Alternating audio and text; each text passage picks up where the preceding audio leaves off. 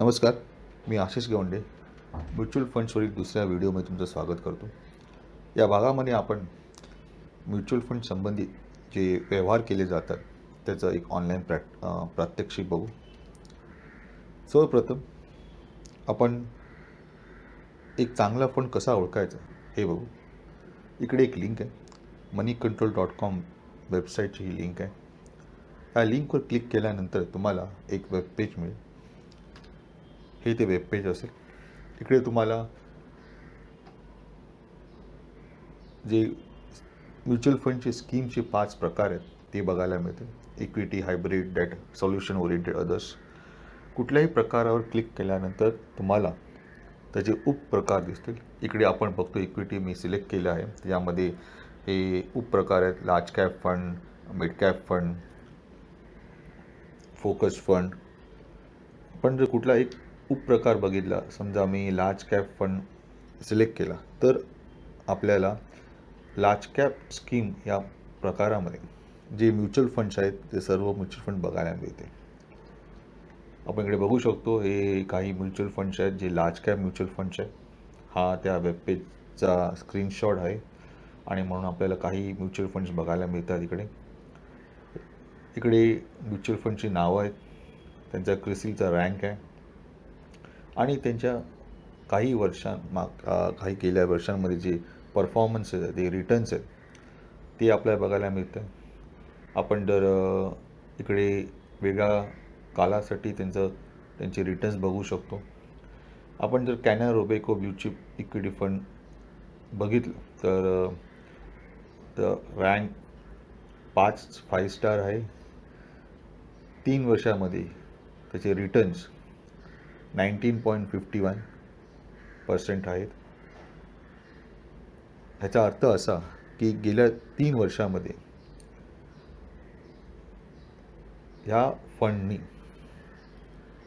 सरासरीने 19.51 एवढे रिटर्न्स दिलेले आहेत. दरवर्षी एवढे टक्के रिटर्न्स दिलेले आहेत. तर तुम्ही 5 वर्षाचा त्याचा परफॉर्मन्स बघाल तर दरवर्षी त्यांनी 18.34 एवढे रिटर्न्स दिलेले आहेत.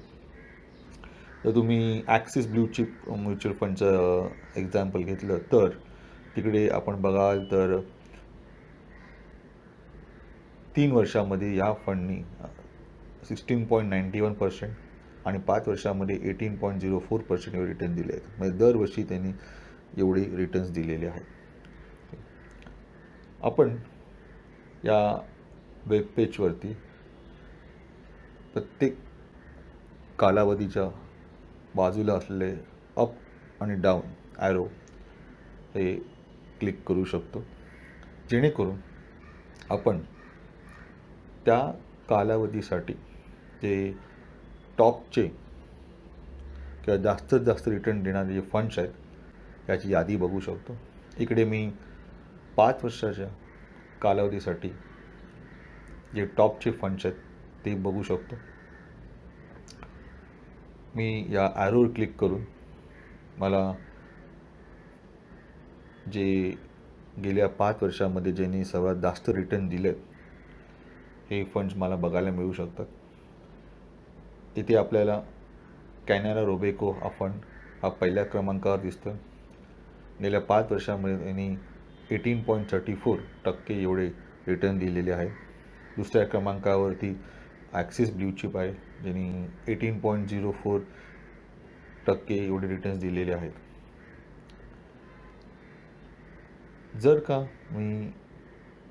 मला दुसऱ्या कुठल्या उपप्रकारामध्ये म्युच्युअल फंड बघायचे असतील तर मला त्या प्रकारे त्या उपप्रकाराला सिलेक्ट करणं गरजेचं आहे. इकडे मी मिड कॅप उपप्रकार हा सिलेक्ट केलेला आहे आणि ते करताच मला मिड कॅप या प्रकारामध्ये जे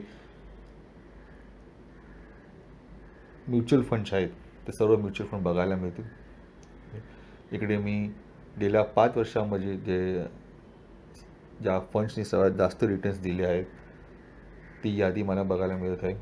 इकडे पहिल्या क्रमांकावर PGIM India mid cap opportunities fund आहे. त्यांनी 5 वर्षामध्ये हे सरासरी बघितलं तर सगळ्यात जास्त रिटर्न्स दिले आहेत 21.08%. ॲक्सिस मिड कॅप फंड हा दुसऱ्या क्रमांकावर आहे. पण तुम्ही या दोन फंडचा जर गेल्या एका वर्षाचं परफॉर्मन्स बघाल तर PGIMनी गेल्या एका वर्षामध्येच 99.56% एवढे रिटर्न दिले, तर ॲक्सिस मिड कॅपनी 62.61% एवढे रिटर्न दिले. ह्याचा अर्थ असा, जरी ॲक्सिसनी 62.61% रिटर्न दिले आणि जे PGIM मिड कॅप फंडपेक्षा भरपूर कमी आहे, तरीसुद्धा तुम्ही 5 वर्षा परफॉर्मन्स बघाल तर ॲक्सिस हा दुसऱ्या क्रमांकावर आहे आणि PGIM हा पहिल्या क्रमांकावर आहे. याचा अर्थ असा होतो की ॲक्सिस त्यांनी दरवर्षी चांगलं परफॉर्मन्स दिलं आहे, म्हणून गेल्या एका वर्षामध्ये जरी PGIMपेक्षा त्यांनी कमी रिटर्न्स दिले तरीसुद्धा 5 वर्षामध्ये त्याचा क्रमांक हा दुसरा आहे. ह्याचा अर्थ ॲक्सिस हा सतत चांगले रिटर्न्स देत आला आहे.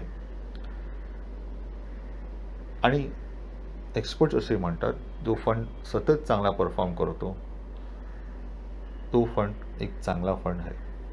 गेल्या एका वर्षामध्ये पॅन्डेमिकमुळे खूप देशामधल्या सेंट्रल बँक आहेत, जसे आपल्या देशामध्ये रिझर्व्ह बँक ऑफ इंडिया, त्यांनी मार्केटमध्ये सिस्टममध्ये भरपूर पैसा ओतला होता आणि त्यामुळे काही साधारण कंपनीजमध्ये पण लोकांनी भरपूर पैसा इन्व्हेस्ट केला, गुंतवणूक केला आणि त्यामुळे हे जे फंड्स आहेत त्यांनी एका वर्षामध्ये भरपूर चांगले रिटर्न्स दिले. आधी त्यांचा परफॉर्मन्स किंवा रिटर्न्स चांगले नव्हते, पण गेल्या एका वर्षामध्ये त्यांचे रिटर्न्स भरपूर चांगले होते. म्हणजे यांचा परफॉर्मन्स का चांगला झाला? कारण मार्केटमध्ये भरपूर पैसा आला. पण जसं ॲक्सिस म्युच्युअल फंडकडे तुम्ही बघाल तर त्यांचा परफॉर्मन्स हा सतत चांगला राहिला आहे. गेल्या एकाच्या वर्षाच्या कामगिरीमुळे त्यांचा क्रमांक दुसरा आला नाही, परंतु गेल्या 5 वर्षांच्या कामगिरीमुळे त्यांचा क्रमांक दुसरा आला आहे. आणि म्हणून हे फंड बाकी फंडपेक्षा चांगले फंड समजले जातात. आता आपण म्युच्युअल फंडमध्ये जे व्यवहार केले जातात त्याचं ऑनलाईन प्रात्यक्षिक बघूया. तर आपण आता कोटक म्युच्युअल फंडच्या वेबसाईटवरती आहोत. त्या वेबसाईटच्या वेबपेजचा हा स्क्रीनशॉट आहे. सर्वप्रथम आपल्याला जर ऑनलाईन व्यवहार करायचे असेल तर सर्वप्रथम आपल्याला एक ऑनलाईन अकाउंट करणं गरजेचं आहे. आपण म्युच्युअल फंडच्या कंपनीत जाऊन KYC करू, सर्व अकाउंट क्रिएट करू, पण जर आपल्याला ऑनलाईन व्यवहार करायचा असेल तर एक ऑनलाईन अकाउंट करणे गरजेचं आहे. आणि म्हणून त्यांच्या वेबसाईटवर जाऊन आपल्याला एक क्रिएट युजर म्हणा, रजिस्टर म्हणा, क्रिएट अकाउंट म्हणा, ह्याच्याद्वारे अकाउंट करणं गरजेचं आहे. इकडे क्रिएट युजर ID सिलेक्ट केल्यानंतर आपल्याला आपला फोलिओ नंबर विचारला जातो. फोलिओ नंबर हा तुमच्या बँक अकाउंट नंबरप्रमाणेच असतो आणि तो आपल्याला आपले म्युच्युअल फंड कंपनी प्रोव्हाइड करते किंवा ती देते.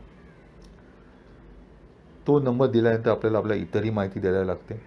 आपल्याला आपल्या ऑनलाईन अकाउंटसाठी युजर नेम आणि पासवर्ड हा द्यायला लागतो आणि लगेच किंवा काही काळानंतर तुम्हाला तुमचा ऑनलाईन अकाउंट क्रिएट करून मिळतो. ते ऑनलाईन अकाउंट झाल्यानंतर तुम्ही तुमच्या दिलेल्या युजर नेम आणि पासवर्डनी तुम्ही तुमच्या अकाउंटमध्ये लॉग इन करू शकता. इकडे मी माझ्या नावाने माझ्या पासवर्डनी लॉग इन केलेलं आहे आणि ते केल्यानंतर मला माझ्या अकाउंटचं पेज दिसतो. इथे तुम्हाला ज्या प्रकारचे तुम्ही व्यवहार करू शकतात, ऑनलाईन व्यवहार करू शकतात, हे तुम्हाला इकडे दिसतात. याच्यामुळे तुम्हाला तुमचं अकाउंट स्टेटमेंट मिळू शकतात, तुम्ही तुमचे नॉमिनी ॲड करू शकतात, तुमचं प्रोफाईल बघू शकतात. इथे तुम्हाला तुम्ही किती गुंतवणूक केली आहे हे दिसायला मिळते. त्या गुंतवणुकीवरती तुम्हाला त्याची व्हॅल्यू किती आहे हे बघायला मिळते आणि तुम्हाला किती नफा किंवा तोटा झाला हेही बघायला मिळतो. हे माझं प्रात्यक्षिकसाठी अकाउंट आहे, म्हणून याच्यामध्ये तुम्हाला शून्य रक्कम दिसते. यानंतर की आपण बघू आता एक लमसम इन्व्हेस्टमेंट किंवा परचेस कशी करावी. त्यासाठी आपण ट्रान्झॅक्शन ऑनलाईनवर क्लिक करतो. हे इकडे क्लिक केल्यानंतर आपल्याला हा पेज मिळेल, जिकडे आपल्याला परचेस, स्विच, रिडीम असे ऑप्शन दिसतात. हे काय प्रकार आहे हे आपण पहिल्या व्हिडिओमध्ये बघितले आहेत, समजून घेतले आहे. मी परचेसवर क्लिक करतो आणि नंतर मला एक असा हा पेज मिळतो, जिथे माझा फोलिओ नंबर आणि माझं नाव मला दिसतं. आणि नंतर मी डायरेक्ट ऑप्शन सिलेक्ट करतो, कारण मला डायरेक्ट इन्व्हेस्टमेंट करायची आहे. मला कुठल्याही ब्रोकरद्वारे, एजंटद्वारे इन्व्हेस्टमेंट करायची नाही आहे. त्यानंतर मला एका नवीन म्युच्युअल फंडमध्ये इन्व्हेस्ट करायचं आहे, म्हणून मी बाय न्यू स्कीम हा ऑप्शन सिलेक्ट करतो. याचं कारण का मला कोटकच्या गोल्ड फंडमध्ये इन्व्हेस्ट करायचं आहे आणि म्हणून मी फंड ऑफ फंड हा प्रकार निवडतो. मग मी कोटक गोल्ड फंड ही स्कीम किंवा म्युच्युअल फंड निवडतो. मला डायरेक्ट इन्व्हेस्टमेंट करायचे, मला ग्रोथ हा ऑप्शन पाहिजे, म्हणजे मला जो नफा मिळेल तो मला परत पुढच्या वर्षी परत मला रिइन्व्हेस्ट करायचा आहे आणि म्हणून ग्रोथ हा ऑप्शन निवडतो. म्हणून डिव्हिडंड हा ऑप्शन मी निवडत नाही. एक रक्कम इकडे मी ₹1000 मेन्शन करतो आणि नंतर माझे ज्या बँकद्वारे मला ऑनलाईन ट्रान्झॅक्शन करायचं आहे हे सिलेक्ट करतो आणि सबमिट करतो. सबमिट केल्यानंतर आणखी एक पेज येतो, जिकडे मी केलेल्या व्यवहाराचा मला एक सारांश मिळतो, समरी मिळते. एक लमसम इन्व्हेस्टमेंट आहे माझी, एक रकमी इन्व्हेस्टमेंट आहे, डायरेक्ट आहे, हा म्युच्युअल फंड आहे. टर्म्स आणि कंडिशन ॲक्सेप्ट करतो आणि नंतर कन्फर्म करतो. कन्फर्म केल्यानंतर तुमच्या म्युच्युअल फंड अकाउंटमधून कंट्रोल जातो तुमच्या ऑनलाईन बँक अकाउंटमध्ये आणि तिकडे तुम्ही तुमचे युजर नेम, पासवर्ड एंटर करून तुम्ही तुमचं ट्रान्झॅक्शन, तुमचा व्यवहार पूर्ण करू शकता. आता आपण बघू SIPचा प्रकार. तर त्यासाठी आपण सिस्टमॅटिक ट्रान्झॅक्शन याच्यावरती क्लिक करतो आणि आपल्याला हे 4 ऑप्शन दिसतात, SIP, STP, SWP. हे काय प्रकार आहे हे आपण आपल्या या पहिल्या भागात बघितलं आहे. मी परत इकडे फोलिओ नंबर आणि माझं नाव असलेलं अकाउंट सिलेक्ट करतो. डायरेक्ट प्लॅन सिलेक्ट करतो. परत मला एका नवीन म्युच्युअल फंडमध्ये इन्व्हेस्ट करायचं आहे, म्हणून ते ऑप्शन सिलेक्ट करतो. स्कीमचा प्रकार इक्विटी आणि mutual fund Kotak mutual fund हा एक लार्ज कॅप फंड आहे. मला ग्रोथ ऑप्शन करायचं की रिइन्व्हेस्ट करायचं आहे, म्हणून मी रिइन्व्हेस्ट सिलेक्ट करतो.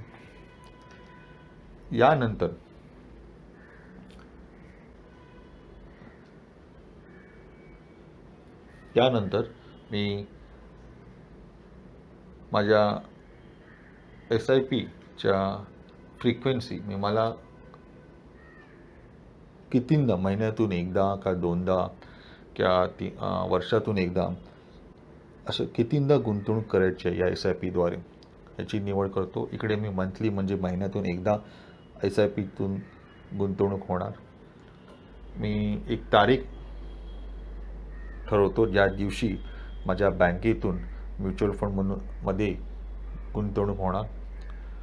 कुठल्या महिन्यापासून ही सुरुवात झाली पाहिजे, कुठल्या वर्षापासून सुरुवात झाली पाहिजे आणि हे SIP कुठल्या महिन्यापर्यंत चालू असली पाहिजे, कुठल्या वर्षाच्या महिन्यापर्यंत चालू असली पाहिजे. इकडे एप्रिल 2021पर्यंत माझी SIP चालू असली पाहिजे. याचा अर्थ मी 12 इन्स्टॉलमेंट्स किंवा 12 वेळा माझ्या बँकेतून म्युच्युअल फंडमध्ये पैसे ट्रान्सफर केले जातील. मी एक रक्कम सांगतो आणि नंतर कुठली बँक आहे हे सिलेक्ट करतो आणि सबमिटवर क्लिक करतो. सबमिटवर क्लिक केल्यानंतर हे परत मला एक सारांश किंवा समरी असलेला पेज दिसतो, जिकडे मी कुठल्या प्रकारची इन्व्हेस्टमेंट करतो, SIP, माझा folio number, broker, direct investment करतो आहे, कुठला एजंट नाही आहे, बाकीची माहिती मिळते. टर्म्स आणि कंडिशन्सवर सिलेक्ट करतो आणि कन्फर्मवर क्लिक करतो. कन्फर्म केल्यानंतर आपल्याला वेबसाईट, या म्युच्युअल फंडची वेबसाईट एक नंबर देते. त्याला युनिक रजिस्ट्रेशन नंबर किंवा URN असं म्हटलं जातं. आणि आता हा जो नंबर आहे हा आपल्याला आपल्या बँकला कळवायला लागतो. याचं कारण का, SIPच्या वेळी तुम्ही स्वतः तिकडे हजर नसतात. तुमच्या बँकेतून ऑटोमॅटिकली पैसे ट्रान्सफर होतात तुमच्या म्युच्युअल फंड अकाउंटला. पण तुमच्या म्युच्युअल फंडला बँकेतून, तुमच्या बँक अकाउंटून पैसे काढायची परवानगी आहे हे तुम्हाला तुमच्या बँकला कळवायला लागतं. आणि ते कळवण्यासाठी तुम्ही हा URN नंबरचा वापर करता. जेव्हा तुम्ही तुमच्या URN नंबरची नोंदणी तुमच्या बँक अकाउंटमध्ये करतात, तेव्हा बँकला कळतं की तुम्ही या म्युच्युअल फंडला तुमच्या बँकमधून पैसे काढण्याची परवानगी दिलेली आहे. आता आपण बघू की बँकला कसं कळवायचं की या म्युच्युअल फंडमध्ये दर महिन्यामध्ये किंवा दर वर्षाला तुमच्या बँक अकाउंटमध्ये काही पैसे गुंतवले गेले पाहिजे. तर त्याला आपण SIP रजिस्ट्रेशन हा प्रकार म्हणतो. तर ही माझी HDFC बँकचं अकाउंट आहे, ऑनलाईन अकाउंट आहे. इकडे तुम्हाला बिल पे हे दिसत असेल. काही वेबसाईटमध्ये पे बिल असं असतं, तर त्याच्यावर क्लिक करायचं. तर तिकडे क्लिक केल्यानंतर आपल्याला हा एक पेज दिसेल, जिकडे माझे जे बाकीचे SIPs आहेत त्याची तुम्हाला इकडे लिस्ट दिसेल. या SIPsला एक बिलर म्हणून बघितलं जातं. जसं आपलं विजेचं बिल असेल किंवा पाण्याचं बिल असेल, गॅसचं बिल असेल, आणि आपण यासाठी आपल्या बँकमध्ये ऑनलाईन दर महिन्याला बिल भरू शकतो आणि ते ऑटोमॅटिकली होतं. त्याच प्रकारे म्युच्युअल फंडच्या बाबतीतही आपण ऑटोमॅटिकली पैसे विड्रॉ करू शकतो किंवा त्याचं बिल भरू शकतो म्युच्युअल फंडचं. तर आपल्याला आता आपल्या SIPला एक बिलर म्हणून आपल्या बँकमध्ये ॲड करायचं. त्यासाठी तुम्हाला असं कुठलं ॲड बिलर असं एक बटन दिसेल. लक्षात ठेवा की हे जे मी तुम्हाला सांगतो आहे, या वेबसाईट HDFC बँकच्या वेबसाईटमध्ये असं असतं. इतर बँकेमध्ये काही थोडा वेगळा प्रकार असेल. तो प्रकार वेगळा कसा आहे हे तुम्हाला समजून घ्यायला लागणार आणि त्या प्रकारे तुम्हाला कृती करायला लागेल. तर मी ॲड बिलवर क्लिक केलं. त्यानंतर आपल्याला हा पेज दिसेल. तुम्हाला ज्या प्रकारे बिलर्स आहेत हे तुम्हाला दिसतील. मी म्युच्युअल फंड ऑप्शनला सिलेक्ट करतो आणि नंतर मला जे सारे म्युच्युअल फंड्स आहेत किंवा बिलर्स आहेत ते दिसतात. मी इकडे एक कुठला तरी म्युच्युअल फंड बिलर सिलेक्ट करीन. समजा मी HDFC म्युच्युअल फंड सिलेक्ट केलं तर ते मला असा पेज मिळेल आणि मला जो HDFC म्युच्युअल फंडवाल्याने जो URN नंबर दिला आहे तो मला इकडे एंट्री करायला लागेल. हा मला माहिती आहे की आपण जो आधी नंबर बघितला तो नंबर वेगळा होता आणि हा नंबर वेगळा आहे, पण ते इम्पॉर्टंट नाही आहे. इम्पॉर्टंट आहे की तुम्ही एक URN नंबर जो SIP तुम्ही तयार करतात त्याचा URN नंबर तुम्हाला इकडे नोंदणी करायला लागेल. त्या कंपनीजला सिलेक्ट करून तुम्हाला ती नोंदणी करायला लागेल. नंतर तुम्ही एक त्याला नाव देऊ शकतात की तुम्हाला सोयीचं जे नाव असेल तुम्ही देऊ शकतात. ऑटो पे बिल्स हे तुम्हाला ऑन करायला लागेल. ह्याचा अर्थ म्हणजे ऑटोमॅटिकली तुमचे बिल्स, म्युच्युअल फंडचे बिल्स भरले जातील. म्हणजे तुमच्या बँक अकाउंटमधून तुमच्या म्युच्युअल फंडला पैसे ट्रान्सफर होतील. तुम्ही बँक अकाउंटचा नंबर जो आहे तुम्ही मेन्शन करा, कुठे इकडे सिलेक्ट करा आणि नंतर ॲड बिलरवर क्लिक करा. ॲड बिलर क्लिक होताच तुम्हाला दिसेल की तुमच्या लिस्टमध्ये तो बिलर ॲड झाला असेल आणि नंतर तुमच्या बँक अकाउंटमधून पैसे विड्रॉ केले जातील दर महिन्याला किंवा दर वर्षाला, जसं तुम्ही सांगितलं असेल तसं, आणि ते पैसे तुमच्या म्युच्युअल फंडमध्ये ॲड केले जातील. आता आपण जाणून घेऊया की म्युच्युअल फंड्स इन्व्हेस्टमेंट बाबतीत तज्ज्ञ काय म्हणतात. सर्वप्रथम तुम्ही तुमचे इन्व्हेस्टमेंटचे लक्ष्य ओळखा. तुमची इन्व्हेस्टमेंट करण्याचे किती रिस्क आहे, तुम्ही किती जोखीम घेऊ शकता हे ओळखा. की याच्यात तुमचं वय किती आहे, तुम्ही इतर काय इन्व्हेस्टमेंट केले आहेत, तुम्हाला खर्च किती आहे, या सगळ्या गोष्टींना लक्षात घेऊन तुम्ही तुमच्यासाठी जे सर्वात योग्य आहे ते करा. आणि म्हणून तुम्ही एका फायनान्शियल ॲडवायझरला भेटलात तर तुम्हाला तो ती चांगल्या प्रकारे यामध्ये मार्गदर्शन करू शकेल. जमेल तसं की मार्केट जेव्हा कमी असेल तेव्हा तुम्ही गुंतवणूक करायला बघा, आणि जेव्हा मार्केट जास्त वर जाईल तेव्हा तुम्ही त्या तुमच्या फंड्सला विकायला बघा, जेणेकरून तुम्हाला फार चांगला नफा कमवता येईल. की जितका लवकर सुरू होईल तितकंच चांगलंच आहे. वयाच्या जितक्या लवकर सुरू कराल तेवढं चांगलं आहे, कारण कंपाऊंडिंग तुम्हाला फायदा होऊ शकतो. मी तुम्हाला आधीच एक उदाहरण दिलेलं आहे की जर का तुम्ही वयाच्या 25व्या वर्षी सुरू केलं आणि 35 वयापर्यंत तुम्ही 35 वर्ष तुम्ही दर महिने 5 ते 6,000 रुपये गुंतवले तर 35 वर्षांनी तुमच्या हातात साधारणतः 20 करोड रुपये तुमच्या हातात असतं. आणि याचं कारण कंपाऊंडिंग आहे. मल्टी कॅप आणि सध्या फ्लेक्सी कॅप हे फंड्स आहेत, हे लार्ज कॅप, स्मॉल कॅप आणि मिड कॅपपेक्षा चांगले परफॉर्म करतात. एका लॉंग पिरियडसाठी ते चांगले परफॉर्म करतात.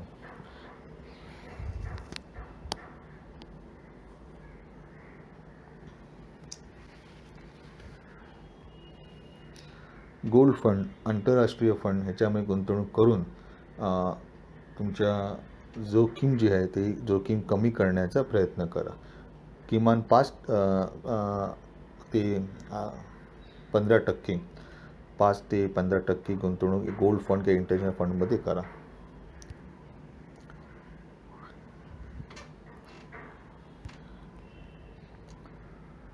किमान 5 ते 15% गोल्ड फंड किंवा इंटरनॅशनल फंडमध्ये इन्व्हेस्ट करा, जेणेकरून तुमची जोखीम कमी होईल. एका जास्त काळासाठी तुम्ही इन्व्हेस्ट राहा, जेणेकरून तुम्हाला टॅक्स कमी लागेल.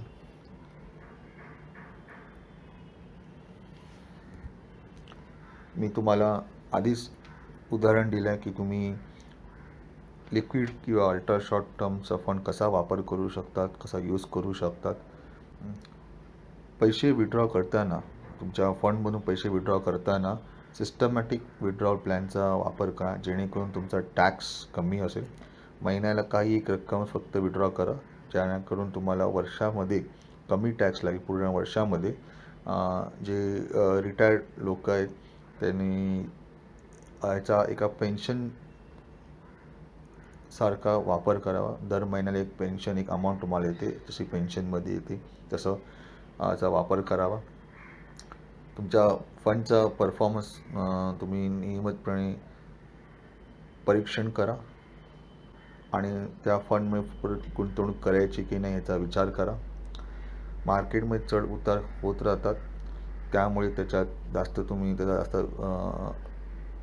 त्रास करून घेऊ नका, जास्त विचार करू नका. की दीर्घ काळासाठी तुम्ही इन्व्हेस्टमेंट करा आणि त्यामुळे तुम्हाला या चढउताराने तुम्हाला जास्त नुकसान होणार नाही. आणखी सर्वात मोठी गोष्ट म्हणजे म्युच्युअल फंड ही बाजाराच्या जोखीमाच्या अधीन आहे, की याच्यात फायदा होतोच पण नुकसानही होऊ शकतं. की पण तुम्ही जर विचार केलात तर भारतामध्ये काही बँकाही कोसळल्या, त्यामुळे तिकडेही लोकांना नुकसान झालेलं आहे. तर जोखीम सर्वीकडे आहे, पण म्युच्युअल फंडमध्ये तुम्हाला जास्त रिटर्न्स मिळणं याची शक्यता जास्त आहे. आम्ही दर रविवारी नाही पण काही रविवारी आम्ही ऑनलाईन सेशन्स घेतो, प्रश्नसत्रे घेतो, ज्यामध्ये तुम्हाला काही प्रश्न असतील म्युच्युअल फंड्स व्यवहाराबद्दल, त्या प्रश्नाचं उत्तर देण्यासाठी आम्ही ही सत्रे घेतो. तर तुम्हाला ह्याबद्दल नोटिफिकेशन पाहिजे, सूचना पाहिजे असेल तर टेलिग्राम ॲप तुम्ही डाउनलोड करा मोबाईलवरती आणि त्यामध्ये म्युच्युअल फंड्स ऑनलाईन और भी सही आहे हे चॅनल, या चॅनलकडे जा आणि त्यामध्ये तुम्ही सबस्क्राईब किंवा जॉईन हे बटन क्लिक करा आणि तुम्हाला या सेशन्सबद्दल, जेव्हा ते सेशन्स होणार असतील त्याचा वेळ, त्याची लिंक, याची माहिती दिली जाईल. हे सेशन्स ऑनलाईन होणार आणि तुम्हाला कुठे जाण्याची गरज नाही. तुम्ही तुमच्या मोबाईलवरती, तुमच्या लॅपटॉपवरती हे सेशन तुम्ही बघू शकता. तुम्हाला हे सादरीकरण आणि व्हिडिओ विनामूल्य फ्री या लिंकवरती मिळेल. धन्यवाद.